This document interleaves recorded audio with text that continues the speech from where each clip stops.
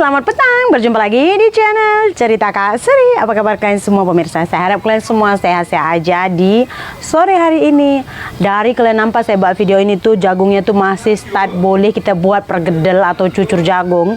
Sampailah ketua, sampailah akhirnya hari ini dia sudah memanen jagungnya pemirsa, betul tak?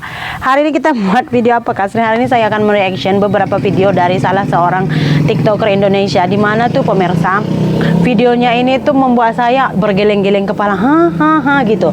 Sebab apa? Sebab kadang saya rasa dia ini melebih-lebihkan pemirsa ya. Oke.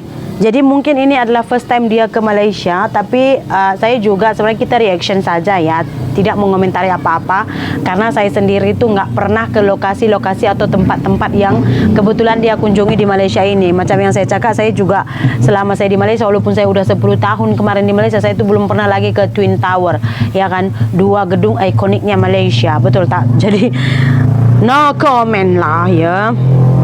Sejum kita tengok videonya.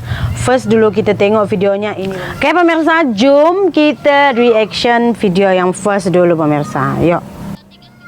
Lihat guys, di sini banyak betul mobil-mobil besar.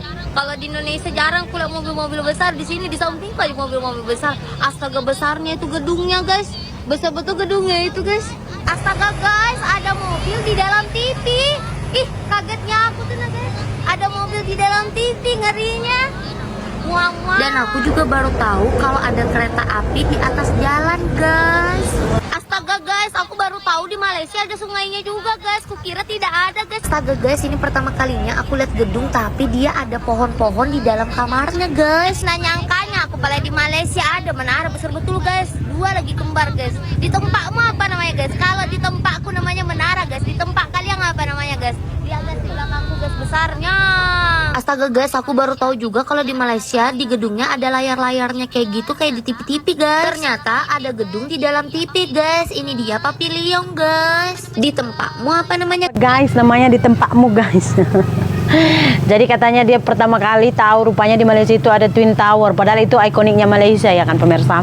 Terus gitu ala-ala kayak apa namanya, kayak di USA itu pemirsa kan ada juga tempat kayak gitu ya kan, banyak macam apa namanya itu pemirsa ya, pokoknya gitu kayak signboard yang berbentuk dia udah kayak televisi gitu ya kan. Kalau di billboard apa namanya itu pemirsa, saya pun nggak tahu.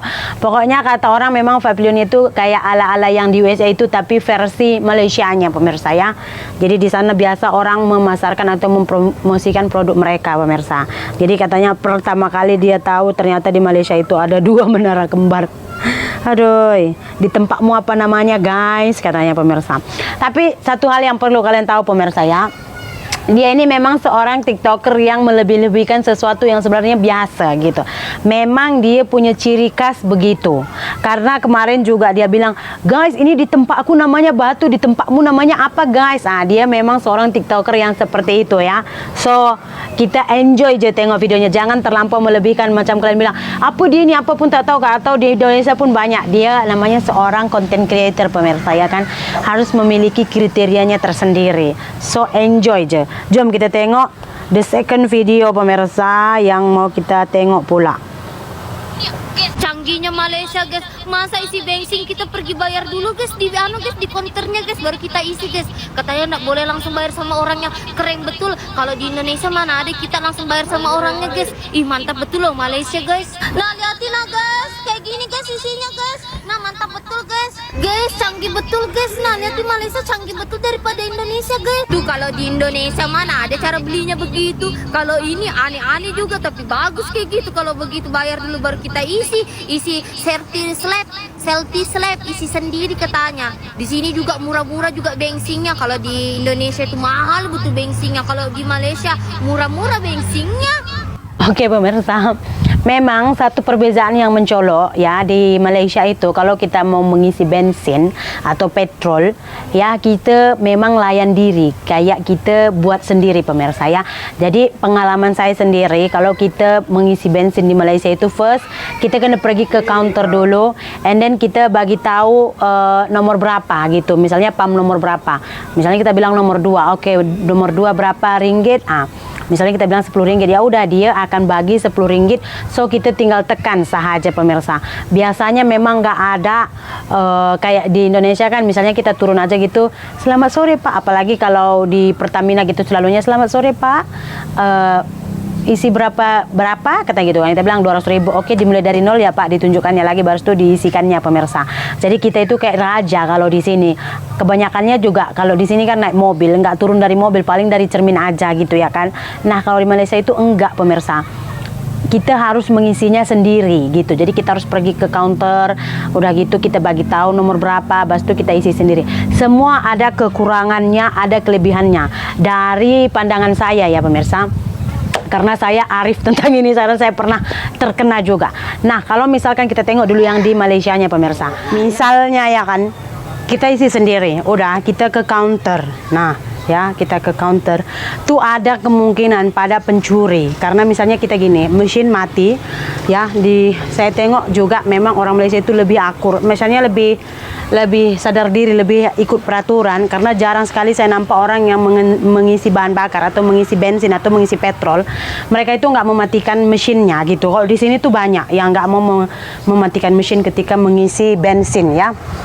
Nah hal negatif yang bisa terjadi adalah misalnya ada satu orang yang membawa kendaraan ini ya kan, dimatikannya mesinnya, dibukanya pintunya, and then dia pergi ke counter untuk mengisi, untuk membayar. Nah saat dia pergi ke counter itu tuh ada kesempatan untuk pencuri membuka keretanya dan mengambil barang berharga di dalam mobil. Kenapa? Karena dia masih ke kantor dan membuat transaksi pembayaran. Betul tak pemirsa? Itu negatifnya yang pertama. Yang kedua, saat dia misalnya itu ngambil tempat ngisi minyak itu dan mengisikannya sendiri, otomatis dia akan fokus melihat tempat pengisiannya itu di kendaraannya kan. Itu juga ada kemungkinan ya, ada celah bagi pencuri untuk mencuri sesuatu di dalam mobilnya atau keretanya itu pemirsa. Itu kemungkinan dua benda negatif yang bisa terjadi ketika kita melakukannya sendiri pemirsa ya. Lain kalau misalkan dia itu ada orang lain di dalam kendaraannya. So hal positifnya adalah tidak ada kesempatan untuk penjaga minyak untuk membuat penipuan. Untuk membuat penipuan, karena saya pernah terkena sendiri ya di tempat pengisian minyak. Kita ngisinya itu tuh misalnya 20.000, tapi nggak 20.000 dimasukkan gitu. Rupa-rupanya ada orang yang pernah saya kenal bekerja di tempat pengisian minyak gitu. Jadi katanya itu bisa diakal-akali gitu, setiap pengisian itu boleh mereka ambil sekitar 2.000. Contoh kalau satu kendaraan dia boleh ambil 2.000, satu hari boleh dia save itu berapa ratus ribu ya kan. Karena apalagi kalau di tempat-tempat kayak di kampung kami ini tempat ngisi minyak itu hanya satu, jadi tuh selalunya mengantri. Jadi ada boleh terjadi penipuan karena mereka sendiri yang melakukan pengisiannya pemirsa ya.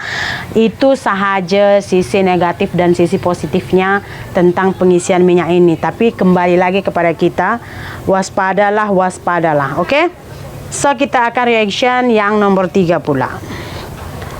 Tahu boleh kalau di sini ada konser juga di Malaysia. Aku kira di Indonesia aja ada konsernya guys. Oh my god guys, lihat guys, ada TV di dalam gedung guys. Ih, besar betul gedungnya guys. Guys lihat guys, sungainya warna biru di Malaysia guys. Kalau di Kalimantan itu sungainya warna coklat guys. Di sini warna biru, coba lihat guys. Oh my god guys, kapal bontang. Baru tahu dia pemirsa, di Malaysia itu ada konser. Jadi di kepala otaknya itu Malaysia seprimitif apa sih? Ya kan, nggak ada konser. Iya, maksudnya. Oke. Iya. Ini semua kenapa dia bilang, guys, aku baru tahu guys, aku baru tahu. Iya, wajar aja sih dia baru tahu. Kenapa? Karena ini first time dia datang ke Malaysia. So segala benda yang dia nampak, yang dia alami, yang dia lihat di Malaysia itu adalah first time bagi dia. So tak ada salah dengan videonya walaupun dia bilang, guys, rupanya di Malaysia guys, iya, karena dia pertama ke Malaysia mah. Kalaupun dia kata, guys, baru aku tahu rupanya nasi lemak itu gini bentuknya guys, ya iyalah, baru dia pertama ke Malaysia. Walaupun dia kata, guys, baru aku tahu rupanya bentuk muka Bangla ini kayak gini guys, ya udah pertama dia nengok Bangla mungkin. So tidak apa-apa pemirsa, kita enjoy aja tengok videonya. Memang dia typical content creator seperti itu ya. Last. kali masuk bioskopnya Malaysia guys. Sumpah guys, bioskopnya Malaysia modern banget ya guys. Kita bisa order lewat mesin ini guys. Jadi malam ini kita mau nonton film Pina guys. Sebelum 7 hari guys, ini tiketnya guys. Semuanya tuh serba online semua loh guys. Tapi kok bioskopnya di sini murah-murah, cuma 14.000 aja guys. Ini juga tempat pakrongnya juga gede banget guys. Aku aja kaget banget, gak tau harganya guys berapa guys. Soalnya dibelikan guys. Pertama kali aku masuk aku kaget banget, kursinya ini bagus banget ya guys, kulit kayak gitu guys. Semuanya serba online semua ya guys, skeng semua guys. Aku aja kaget banget guys sama kakakku guys. Nah ini dia filmnya guys. Seumur-umur baru ini aku masuk bioskop sebagus ini guys. Oke pemirsa, jadi yang videonya lastnya itu dia kayaknya terkejut melihat bioskop yang ada di Kuala Lumpur. Jadi katanya seumur-umur tuh dia first time tengok bioskop sebesar itu pemirsa. No comment, sebab saya pun belum masuk ke bioskop yang ada di Kuala Lumpur lagi. Saya hanya masuk area Perak, itu pun bukan kategori bioskop yang premium, biasa je. Jadi saya tidak komentar, cuman yang saya komentari adalah terima kasih juga untuk rakyat Malaysia karena ya menayangkan film Indonesia di Malaysia pemirsa ya. Walaupun kemarin ada kontroversinya film Malaysia itu nggak laku di Indonesia kayak kemarin film Sheriff ya kan. Nggak gitu pemirsa, promosinya kurang dipromosikan itu aja ya. Kalau saya tengok film-film Indonesia itu paling mudah kita dapat itu di Malaysia. Nah, jadi kita pun harus welcome juga. Apa ini? Kita pun harus welcome juga dengan film-film yang ada di Malaysia ya.